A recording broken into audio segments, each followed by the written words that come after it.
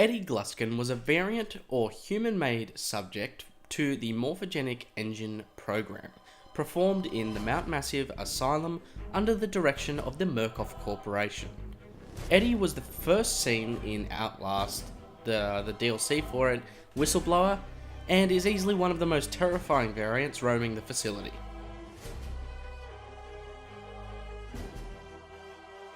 Gluskin appears as a very tall and muscular man.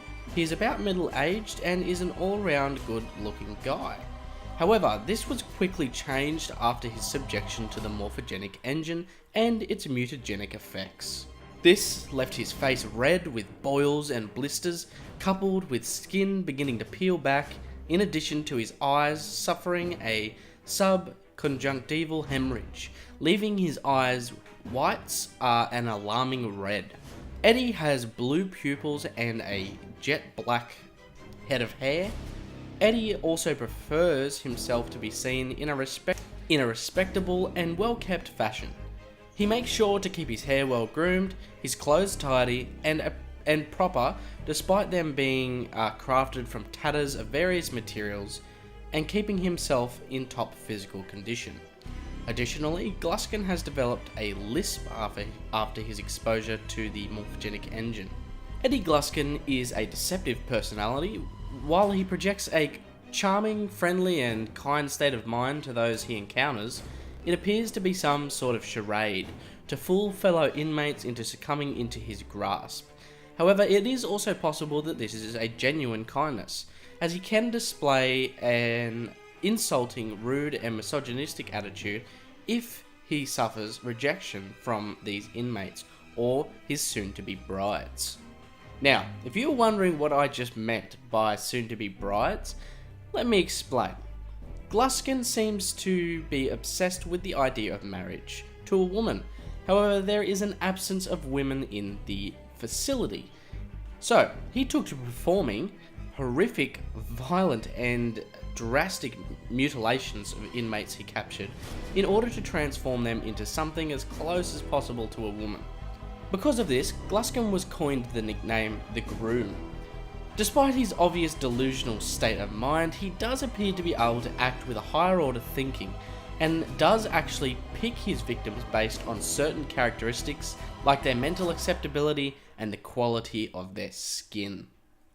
Yes, you heard me right, Gluskin will actually pick his victims based on the quality of their skin, primarily in order to obtain those ones with soft and perfect skin features that make them appear more feminine. Gluskin, once capturing a potential bride, then takes to carving out the penis, the testicles, and following by digging out a makeshift vaginal canal. God damn it, what am I doing in my life?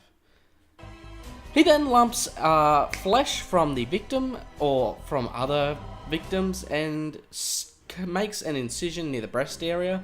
He squishes this in underneath the skin to create sort of like a fake breast, and to create something as close to a female as you can get with this dark's secluded, highly unethical science experiment hidden away by an evil corporation. Gluskin, during this whole process, ensures to be polite and careful with his actions, and actually seems to care a great deal for those he transforms, even warning them that there will be pain that they could feel during the procedure, although he does disregard the wishes of his victims. This would seem to be because he wants his bride above all else, and he won't let anything get in the way of that. However, if one of his brides tries to escape or attack him, his personality takes a very drastic shift, as he goes from a charismatic gentleman to a misogynistic, rude, violent individual, who will do anything to punish his rejecter. Gluskin appears to live in a deluded form of reality, either refusing to believe the truth or honestly not being aware of his actions.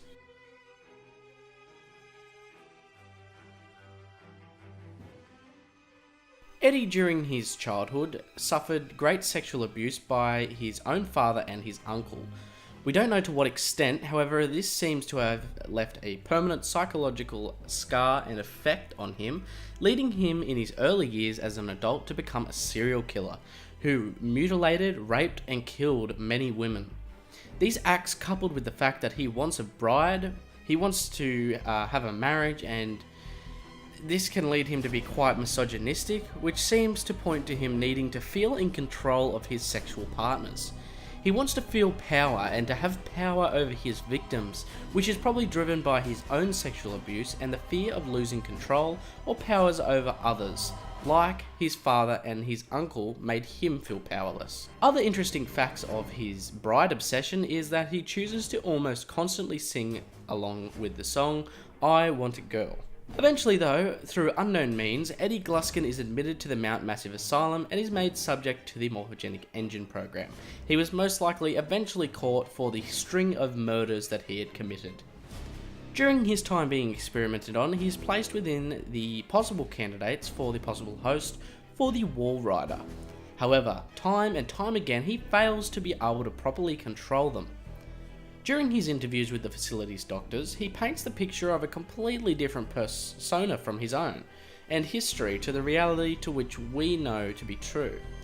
He is most likely aware that the doctors know the truth, so we don't actually know what he's trying to achieve here. Despite this though, he continues to attempt to manipulate them, by trying to tell them things such as how his childhood was a grand one, and he pretends that he is getting closer to controlling the Walrider when the opposite is true. His reasoning again for this is not known, and it seems to be a pointless act of lying. However, he is possibly a delusional character and may think that he can delude the minds of others into believing his fantasies as to not look weak, intimidated, or undesirable. When his interviewers talk about the reality of his childhood, or even show the medical records or photographs taken by his father and uncle of the abuse, he outright refuses to accept it as truth, either laughing it off or making believe or flying into a violent rage. Since then, he has always been put in heavy restraints during interviews. Another topic brought up in his questionings is the mutilation and murders he committed towards women. He denies killing them and even tries to state that the images taken of the bodies were simply sleeping women and that they weren't dead at all. Sometime during his time being experimented on, just prior to being placed in the Walrider test to the morphogenic engine, Gluskin is moved in towards a glass stasis sphere for focusing and mental control tests, and he is actually stripped of all his clothing. However, during the staff's transportation of him, he is able to break free of their grasp and runs as far as he can before coming into contact with the window of the underground laboratory, which had the controllers of the experiment on the other side. Gluskin took notice of a particular character though, and this character was Wayland Park. Wayland Park's disturbance of the events, and Gluskin sees that Wayland is not exactly okay with all this, and tries to reach out for him to help. He yells for Park and tells him that the Murkoff employees were going to take him again and rape him. Now, it's important to state that whilst they were not directly raping him, they were putting him in the little glass stasis tube, which had a number of tubings that would go into every single orifice he had, in order to suspend, monitor, regulate every bodily function that he had during the experiment. Despite his efforts to seek help, he is eventually restrained and moved to the test sphere. However, he never forgets Park's face, a fact that will serve to bring about another obsession for Eddie. Eventually, when William Hope took control of the Walrider swarm and causes the inmates to all be released from their holdings, and Murkoff losing control of the facility, Gluskin is able to make his escape from the doctors. Strangely, once he is set free, he recognises his time at the facility as positive, and that it had turned him into a better man. He quickly goes about fashioning a groom's tux out of all different kinds of materials, some old clothing, some bed sheets and some fabrics in order to prepare himself for his wedding. With the groom now dressed, he goes about the facility, hunting down and capturing any inmates or persons he sees fit in order to mutilate them, transforming them as best he can into a woman, and if deemed fit, he will attempt to consummate his love with them. Apparently, his delusion has evolved to them forming a family and having a child.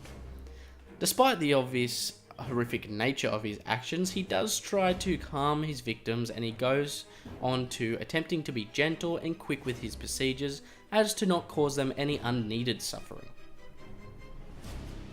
After only a short time of being freed, Gluskin tries his methods with victims, counting well past the 50 mark. All failures, not one, brings him any satisfaction, as he only has one person in mind, and that is Wayland Park. All his failures he appears to take joy in displaying in various forms. He has hung them from the ceiling of a sports court near his work area. However, some are even seen being made into little dioramas, showing various aspects of his fantasy, including a makeshift marriage and someone giving birth. I promise you, the first time I saw these things in the game, it makes you really sick and wonder how this was even able to be released. Eventually, after many failed lovers, Gluskin gets Wayland Park finally as he enters his area of the facility, and he immediately states that he remembers Park and that he wishes for him to be his bride, so that they can, quote, fill each other up. He eventually captures Park and locks him in a storage locker, dragging the whole lockers back to his horrific workshop and drugging him. In the meantime, Gluskin attempts to work on other potential brides, however he is unsatisfied and frustrated with them, killing them in the process. Now, out of options, he removes a still knocked out Park from the locker. He strips him nude and places him on his workbench, which he is strapped to. The table is equipped with a table saw at the end, and Eddie goes on to basically explain he will remove everything vulgar with Park, including his unsightly hairs, his penis, and his testicles. As he tries to prepare Park mentally before his procedure, he makes promises that he will be quick. However, another one of the inmates that he had captured gets free, and Gluskin is attacked by him, as the inmate pushes Gluskin into the table and smashes part of the restraint holding Park down. Park is able to get free and make a run for it. Gluskin deals with the other variant before returning his attention to his now runaway bride, which Gluskin sees as an insult to his generosity and love. He begins to shift from a kind and caring soul to a hateful and misogynistic personality. Eddie Gluskin pursues Park for quite a while due to his obsession for him, and almost catches him a few times, with Park just being able to escape each time. Eventually, after a brief run-in with Park at Gluskin's wedding diorama scene, Gluskin is finally able to capture him once more. This time though, his rage replaces his love. Gluskin chooses to let Park hang like the rest of his lost lovers, by a noose from the sport court ceiling. As he hoists himself further up, Park begins to struggle now more and more. This causes the already strained ceiling to begin to collapse under the weight of all the numerous corpses already hanging there. As the ceiling collapses and Park begins to hurtle back to the ground, Gluskin is instead ripped from his footing and is impaled on a lone metal rod that had broken from the ceiling. Just after he is impaled, he grabs the hand of Park and proclaims in a disturbing but yet sad way that somehow makes you feel remorse for this sick man. We would have been beautiful together. After Park drops to the ground, pulling the rope with him, Gluskin is yanked further onto the metal. Slowly, Gluskin takes his last breath, watching his perfection evade him for the last time, as he dies slowly and bleeds out from his wound. Even though this was the end of Gluskin in the flesh, the recordings that Park made of his encounters with him made it into the footage he leaked in order to bring down the Murkoff Corporation. Eddie Gluskin was an extremely sick, twisted, delusional, and broken individual, and was possibly the most horrifying variant of the entire facility of Mount Massive. His mind was a fractured mess of tragedy, rejection, and fear, and this all accumulated in actions, something comparable to complete insanity itself.